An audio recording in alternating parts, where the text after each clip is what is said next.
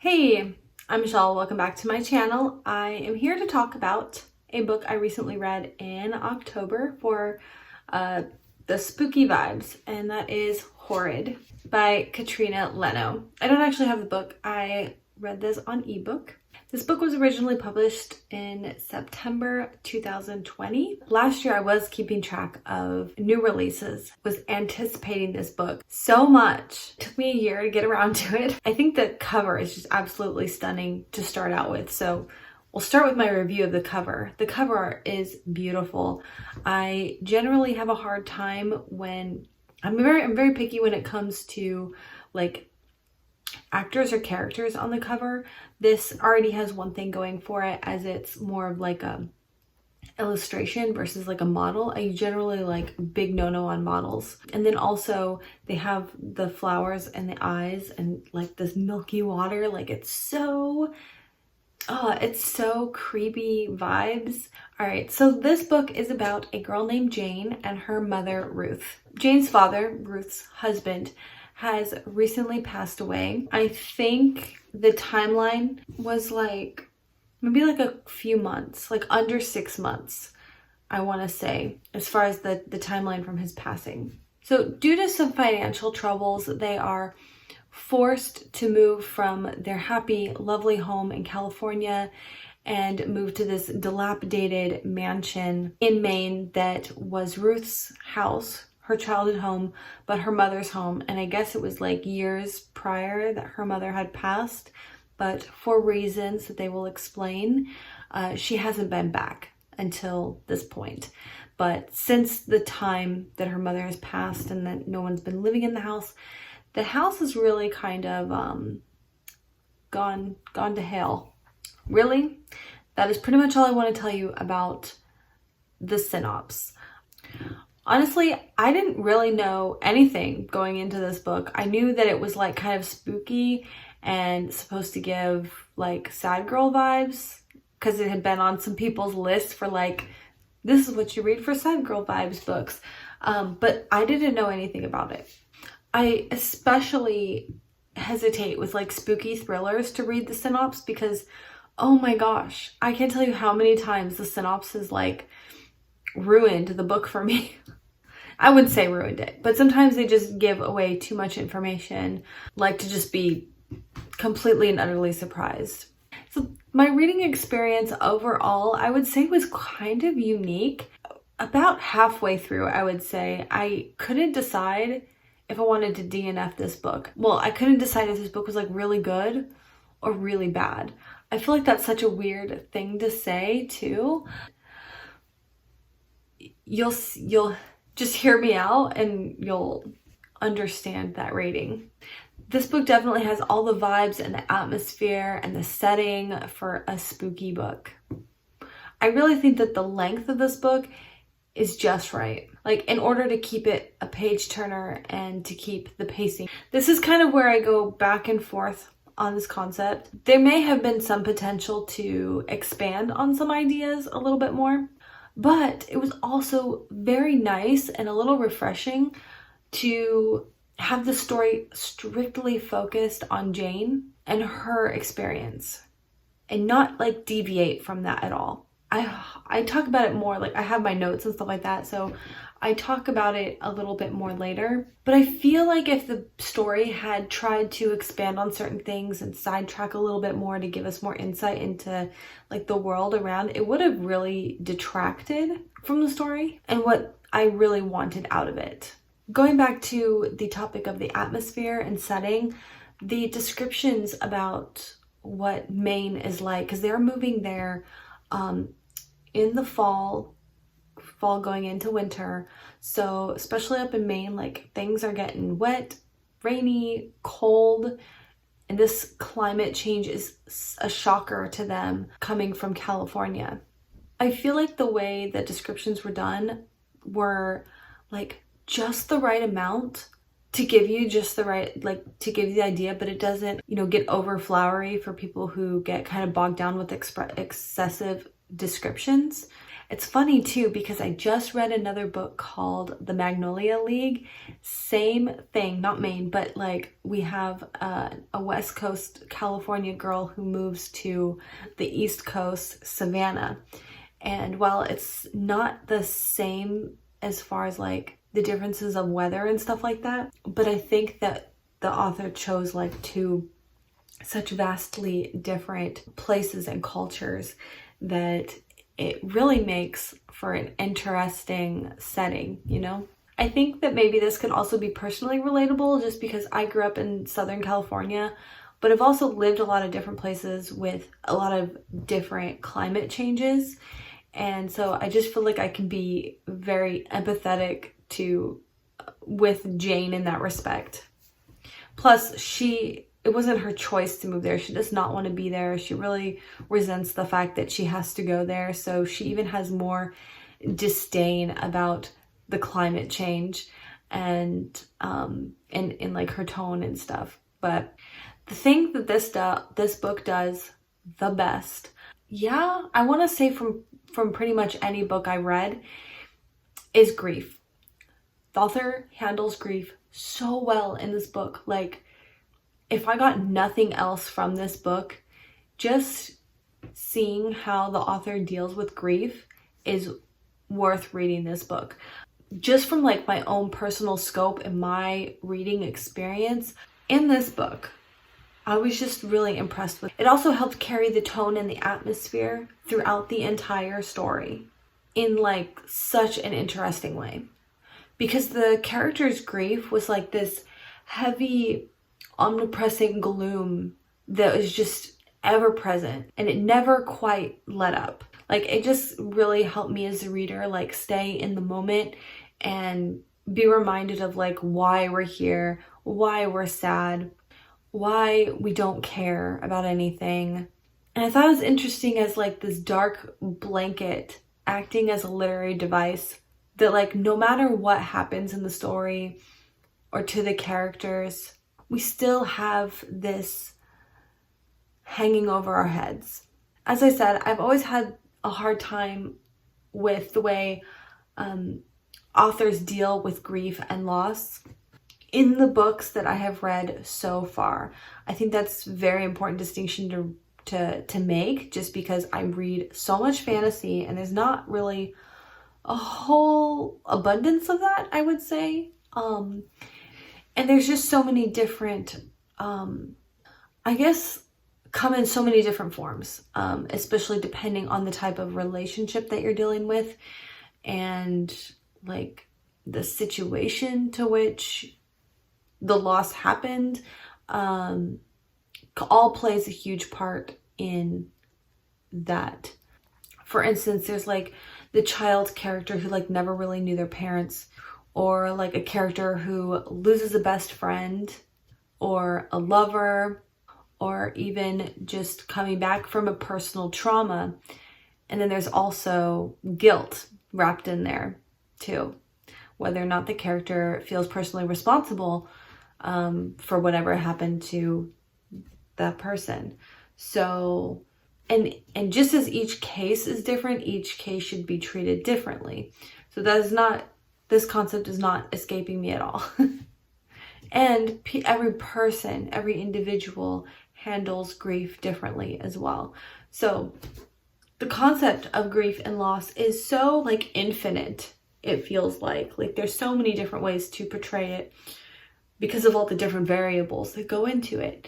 And then I also strongly feel like the stages of grief, that's why I made a big point to mention like how much time had passed because of those stages of grief. So back to this book in particular, I really like how the grief is represented because I find it so realistic. I find it realistic to, in my experience, how I react to grief. So throughout the story, like we're moving along on this path, moving to a new town. But then just throughout the book, like Jane will just remember her dad in little glimpses or reminders, or sometimes an item will spark a memory. Sometimes it's a full-fledged like scene.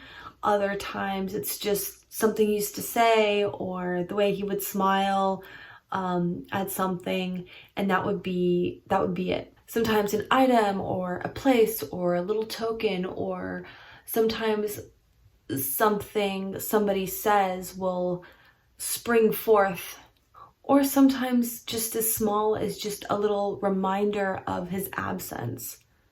At one point there was something happening and she thought to call out to her dad, and then it was like this gut punch, like, oh yeah. And it was just a reminder of his absence in that sense. And oh my gosh, like that's gonna make me cry just recalling this. Something else I really like is that, wow, I don't even know, like, this is something else I'm just so have to mention, because I don't think I've ever seen, like, Jane and her mom Ruth, they will feel angry, sad, or happy. There's one instance where they even like are very resentful, and I think that this is so interesting, because and I think that it needs to be okay to normalize these range of emotions.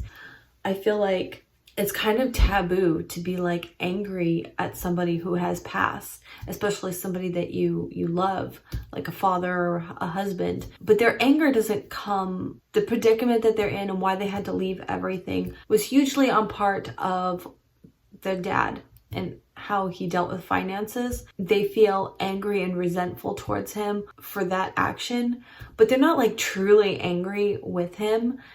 More of that comes from, why aren't you here to share this burden with us, kind of anger. And obviously it's nobody's fault, you know, it's a complete accident. So I just feel like I love this book for making it okay to be angry, you know, and just any emotions that you feel when you're grieving for someone are completely normal. I definitely have never seen that before either. And remember how I was talking about how like grief comes in, like the remembrances are sometimes scenes or sometimes just like little tiny things.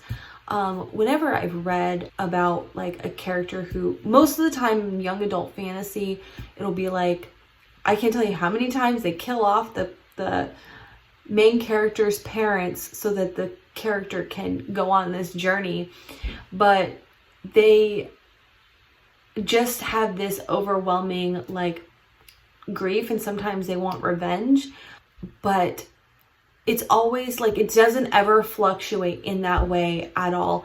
And every time it becomes an issue, it's always like the same story, like it's never ranging. So that is why this is so different from what I've read. It stands out to me a lot. There was a couple of instances, because nobody is perfect, right? People have good sides and bad sides. And there's one point where Jane is reminded of something, of a memory that was like too painful to deal with, and she like did not want to remember it at all. And so she just like tried to like shake it from her memory and tried to distract herself from going down that pathway of those intrusive thoughts. That was almost kind of scary, and I feel like it's because I definitely have felt that way before. Like you don't want to think about something, but your brain just like will not relent and wants to think about it, and you're like, no, I'm not thinking about that. I thought that experience for her was really interesting too. I think I've mentioned a few times my grandmother died over a year ago now. I have not had to lose many people, thankfully. That was really hard on me, and that was like the first person that I was super close to had passed away. And so I guess this feels kind of fresh to me too. The way this was represented is exactly like how I felt. Okay, so moving on from that kind of stuff, other parts of this book initially were things that I really didn't like. Like, it was really odd. In some instances, things were just written so well. Maybe not in the most like poetic, lyrical words, but the effect was there. Like, the things I was describing, they worked. But then other instances were, I was like, what happened? There were like so many scenes. Every single mundane task was explained. Like, there's one point where they're sitting in a diner and getting coffee. I can't find the scene, and it's really driving me crazy. They were like in a diner. It was very like short, clipped, very simplistic sentences, very basic language to just be like, pulled the chair out, sat down, scooted the chair in, took the bottle, laid the fork down, did this. Like, every single action was written on the page, and not even in an interesting way, which completely drove me nuts. But the more I think about it, I have to wonder if it's intentional. And I can't believe I'm saying this, but I actually feel like it's actually really effective in maintaining this tone that the author's obviously going for. Like, when you look at it as a whole, these times where they're just going through the motions, they're very blasé, they don't care. Nothing is inciting curiosity, or, you want the tone to stay bored. She doesn't want to be there. All she can think about is everything she lost from her dad to her home, how much she doesn't want to be where she's at, and everything. Even when you sit down at breakfast, you just don't care. Just like a very depressive state. So I can imagine just sitting at this cheap diner table, focused on the cup, focused on each action, just trying to get through each day. I do think that I've become very critical in my reading, especially when it comes to writing styles. Basic storytelling, basic writing style, not using words to the fullest. But I was really surprised to find in this book it works. Like, it's so beneficial towards like the end goal here. If we took any more care to like dress it up a little bit more, might make the setting feel a little bit more hopeful. And we definitely don't want to do that. We want to stay in this very like sad, depressed state. Now I found some of the quotes that I had saved on my ebook, so I put them in here. So there was other passages like this one. It couldn't have been the same marble. It wasn't.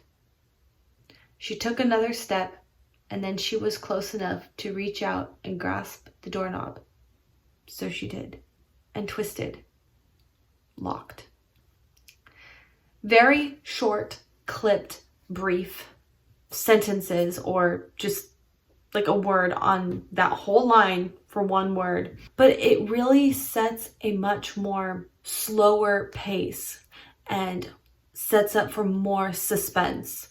And I do think the author is really skilled at creating a suspenseful scene, especially in a situation where the reader, I think, can kind of already guess what's going on.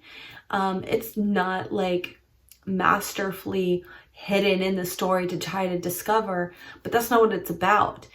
But it still has an element of suspense. You feel very unsettled, and a lot of it is the way I believe that she writes out these sentences like that, forcing you to be slowly read. So again, it's just very effective. Jane as a character, I think she's a pretty fun, interesting character. I think she's got a little bit of spunk in there despite being in not her usual state. She really enjoys reading. She particularly likes Agatha Christie and the Hercule Poirot novels. Sorry, I'm struggling with that. You know what is so interesting? I have to pause here for just a minute and go off track, so bear with me. All of a sudden, Agatha Christie is everywhere. Poirot novels are everywhere. I've literally read like 3 books. No, just kidding. I just recently picked up another book where there's another mention of Agatha Christie. Also, a lot of booktubers are mentioning Agatha Christie recently. Like, she's everywhere, and I'm like, what? Is there something I don't know? Like, what's going on? Why this huge resurgence of Poirot and Agatha Christie? And what else is interesting is my grandmother used to watch the Poirot mysteries, and she would be like, oh, Poirot's coming on, and like, I didn't understand back then, and like, sometimes, man, I wish I could have gone back and just like sat down and watched Poirot with her, because she was really into that show. So I've never read any Agatha Christie. I think I watched a couple of Poirot shows, didn't like get super engaged in it, so I don't know the stories and stuff. But with this whole resurgence, and with her being everywhere and everyone mentioning her, like, I think I need to read some Agatha Christie. So I have been kind of picking up novels here and there when I see them at like charity shops. Wow, the collection is substantial. So many books. So I have a question to pose if anyone wants to let me know. But is there, like, do you have to start at book 1? Is it that kind of series, or can you pick them up anywhere? Please let me know. Anyways, so we've got another Agatha Christie fan here. So bonus points for the character traits. Even if she really only particularly likes one book in the series, she talks about liking all of them, but she particularly mentions the ABC murders and makes a new friend over that book. So I thought that was really cool. So another little trait about our character Jane is she has a big anger problem. I think that this trait was really unique. I am undecided if how it's portrayed in this novel is realistic or not, because I'm a pretty docile person. Like, it takes a lot for me to get that angry. Like, I don't get set off very easily. I'm a pretty chill person. But it's not that I have not ever been so angry. That I always describe when I'm at my most anger, where I can't contain it. I say like my blood is boiling. Like, that's how mad I get when I reach that threshold. So here's how Jane describes her anger. She says, Jane couldn't ignore her. She couldn't ignore the way her body felt, almost thrumming with anger. If someone had touched her palm to Jane's skin, they would have felt pure electricity, a palpable vibration. Honestly, that's a really interesting description, and it sounds pretty spot on if you get that angry. Also, Jane has another condition called pica, and this is a condition where you eat things that are not traditionally edible. In Jane's case, she eats books. Yes, she does. She will tear pieces off of pages of books. And she really does this as a coping mechanism to quell her anxieties, and also when she feels like herself getting so angry. Whenever I see this in books, I get so excited. Like, I love to see characters have conditions, things that set them apart and make them wholly unique. And also highlight conditions that maybe a lot of people don't like know about. And so I thought this was really cool.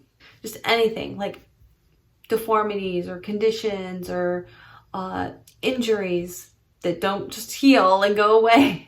It is such a great opportunity to things that make people human, variations of people, similar to what you would find in the real world. I didn't know where else to put this in there, but there is a moment where I was reviewing my commentary on this book, and there's a moment in here where a classical song comes on, and no joke, the song that happens to be playing is Clair de Lune.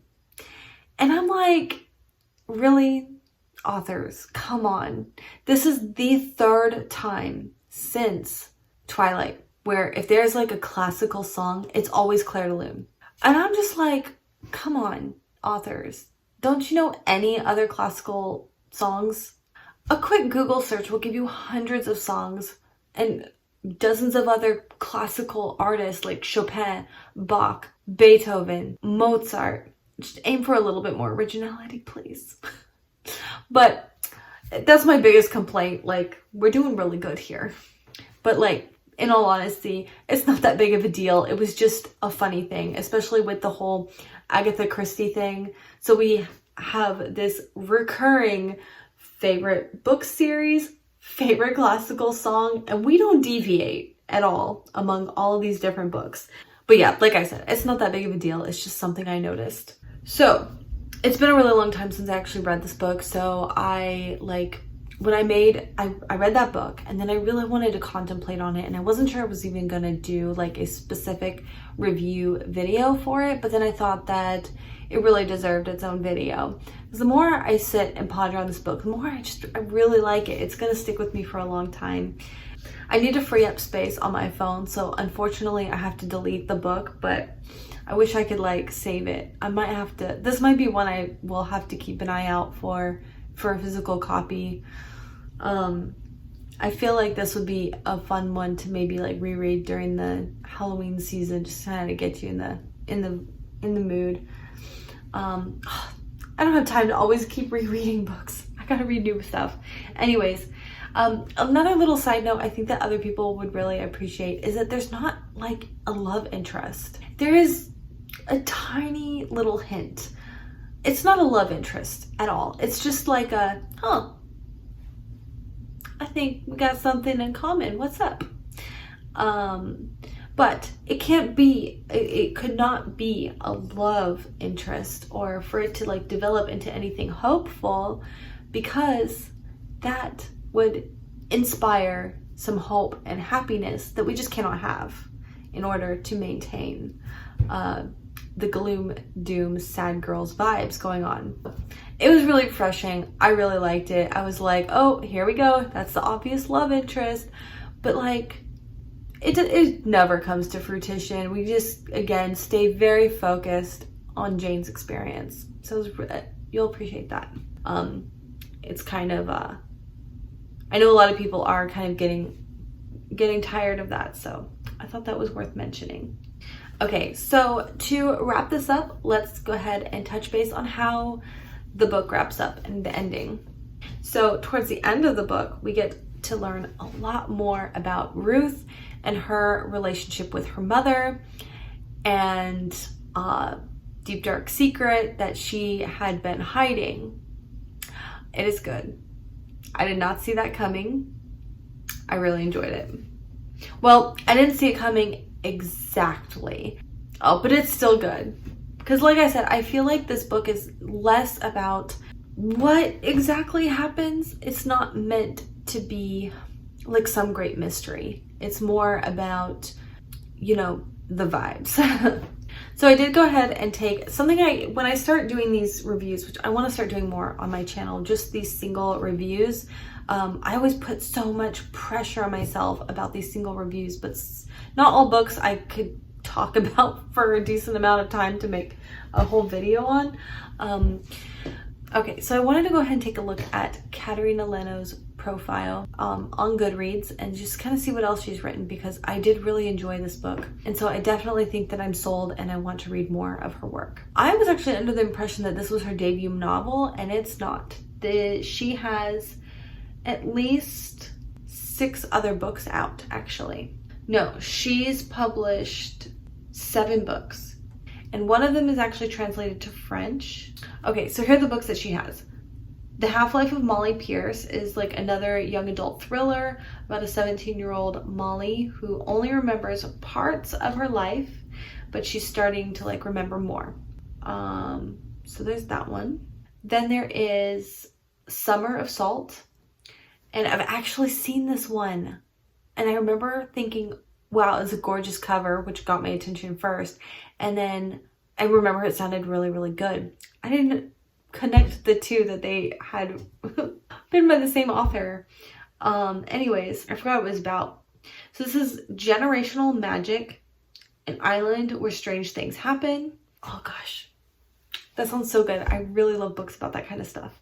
Another one, Everything All at Once, which is another magical realism about a girl who has anxiety. She's also a writer, and she has a job of sorts to follow instructions written in letters and then to write. Oh, okay, so she gets like these letters and they're instructions of like what to write or how to write, and so then she has to follow those instructions and therefore write. So that sounds really interesting, especially for any aspiring writers. I think that can be very interesting. Another one is called You Must Not Miss. This is also listed in magical realism, horror, fantasy, genre lists. So it says, her life is just dismal. This family goes through an implosion. There's an incident at a party that leaves her wrecked. So she retreats to, oh, that's right. She retreats to her journal where she writes a fictional place called Near, where it's perfect. And she actually writes it into existence. So either she goes into her journal or something. I don't know, but that sounds so good. Wow. Another one's called Lost and Found, characterized as magical realism, young adult romance, travel, fantasy, and mental health. Franny and Lewis have a tendency to lose things, and then they get news that takes them on a road trip to Austin, Texas. Hey, I actually lived in Austin, Texas for a while. That's funny. So on their way to Austin, Texas, they start magically finding things that the other one has lost. Sounds interesting. Did I already read that one? Sometime in Summer. Okay, another one's called Sometime in Summer, a young adult contemporary, and this one is a coming of age about a girl who feels plagued with bad luck until one summer she learns about love and herself and how magical an ordinary summer can be.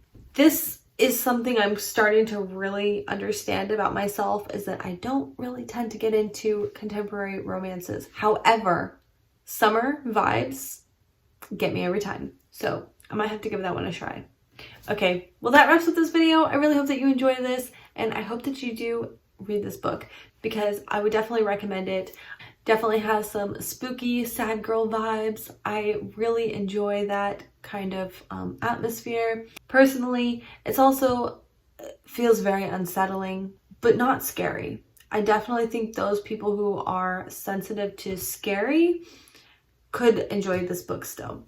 I hope that you like this review. Let me know what you think. If you've read this book yet, or if you plan to, let me know. Bye.